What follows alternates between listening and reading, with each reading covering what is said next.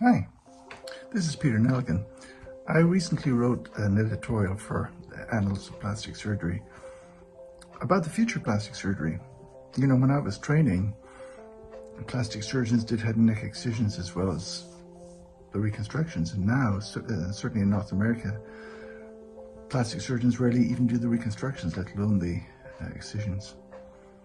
I was trained in hypospadia surgery, but that's now the domain of urological surgeons. We have a long history of competition in aesthetic surgery where wannabes, surgeons from other disciplines, and some not even surgeons, want a piece of the pie and start advertising as cosmetic surgeons.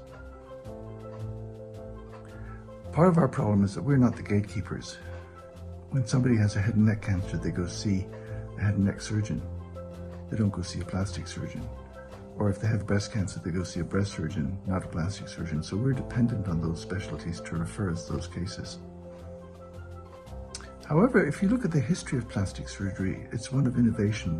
We develop a technique of doing something. Head and neck reconstruction is a prime example.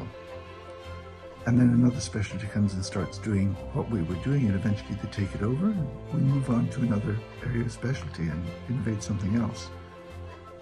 The most recent innovation in our specialty is lymphatic surgery and supramicrosurgery. But that's been our history. We innovate, we develop something new, somebody else comes along and starts doing it, and we move on and do something else. We need to be team members.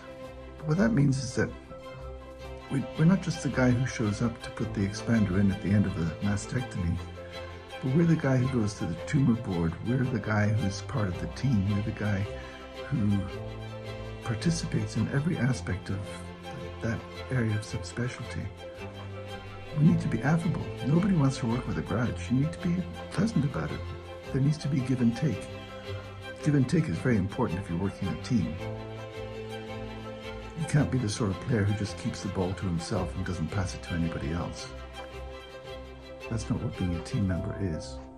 So when people ask me, am I worried about the future of plastic surgery? The answer is no. We're a specialty of innovators. We're going to continue to do that. And that's what's going to continue to be plastic surgery, which is a specialty that we all love.